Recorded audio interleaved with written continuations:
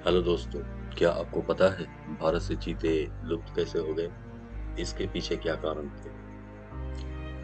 वैसे तो चीते बहुत शर्मीले होते हैं, फिर भी चीतों ने कभी भी इंसान पर हमला नहीं किया, बल्कि चीतों ने तो हमेशा इंसान का साथ ही दिया। इसके बावजूद भी भारत से चीते लुप्त कैसे हो गए?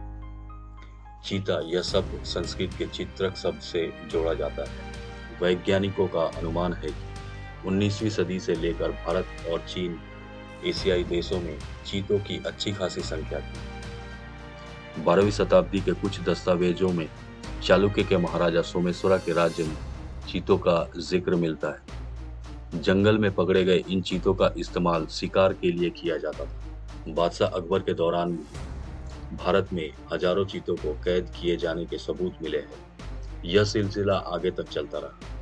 शिकार करने वाले को यह बिल्कुल भी पता नहीं था चीते कैद में प्रजनन नहीं कर पाते। भारत में ब्रिटिश हुकूमत के आते आते ज्यादातर चीते मारे गए। जो बचे भी थे उन्हें ब्रिटिश अधिकारियों की जंगल साफ करो की नीति ने पूरी तरह से साफ कर दिया गया। पर्यावरण इतिहासकार महेश रंगराजन के मुताबिक सिंध में ब्रिटिश हुकूमत ने चीते के शावकों को मारने के लिए 6 रुपए और बड़े चीतों को मारने के लिए 12 से 18 रुपए का इनाम रखा।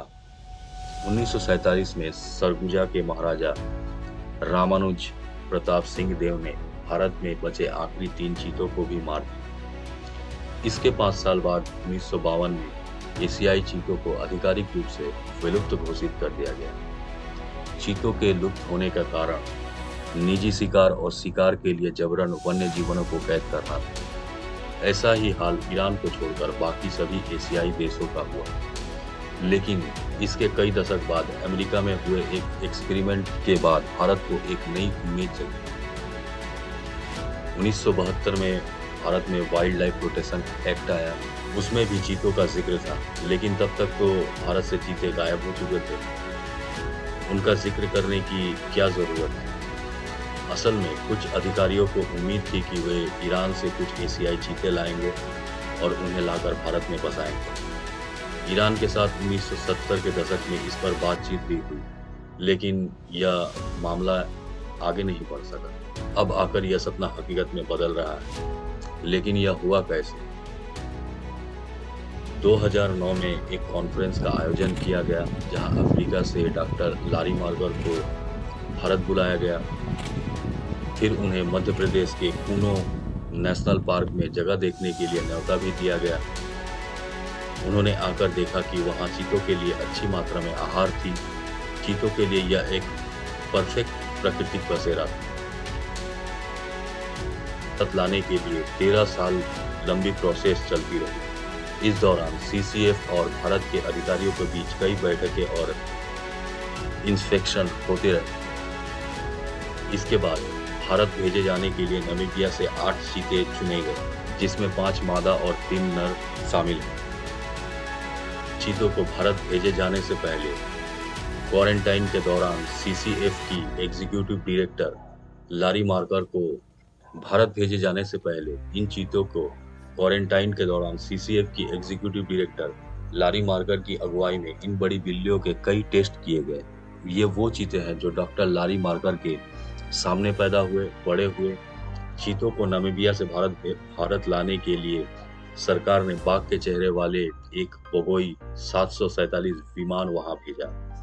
इस विमान में खास ट्रांसपोर्ट बॉक्सेस में चीतों को रखा गया और फिर विमान 8000 किलोमीटर से भी ज्यादा लंबी उड़ान भरते हुए भारत के लिए निकल पड़ा। इसी बीच मध्य प्रदेश के कूनो नेशनल पार्क में कई साल से चल रही तैयारियां पूरी कर ली गई और भारत में चीतों के लिए एक नई उम्मीद जगी। भारत में ऐसे कई संरक्षित और बड़े इलाके हैं जहां चीतों को बसाया जा सकता है। वैसे तो बाघ जंगल के इकोसिस्टम के कहीं ऊपर है, लेकिन कई ऐसे सूखे मैदानी खुले इलाके हैं जहां बाघ नहीं, वहां कोई भी शानदार शिकारी भी नहीं। चीता को बसाने से पूरा इकोसिस्टम दुरुस्त होने लगेगा। चीतों की मदद से कई प्रजातियों को भी फायदा होगा, जिसका फायदा आसपास के रहने वाले इंसानों और समुदायों को भी होगा। के तहत 748 स्क्वायर किलोमीटर में फैले कूनो नेशनल पार्क से इंसानी आबादी को पहले ही पूरी तरह से हटा दिया गया है। चीतों को ट्रैक करने के लिए उनके गले में रेडियो कॉलर लगे हैं। मुख्य बात यह है कि चीता को कंफर्टेबल होना चाहिए, शिकार करना चाहिए और इकोसिस्टम में अपनी भूमिका निभानी चाहिए। कभी लुप्त होने का खतरा झेल रहे टाइगर को भी बचाने में भारत का प्रोजेक्ट टाइगर आशा सफल रहा। आज भारत के जंगलों में 75 फीड बाय टाइगर्स है। आज भारत के जंगल सुरक्षित हैं। तो क्या ऐसे में भारत का प्रोजेक्ट चीता दुनिया के सामने एक मिसाल बनेगा? ये तो आने वाला वक्त ही बताएगा।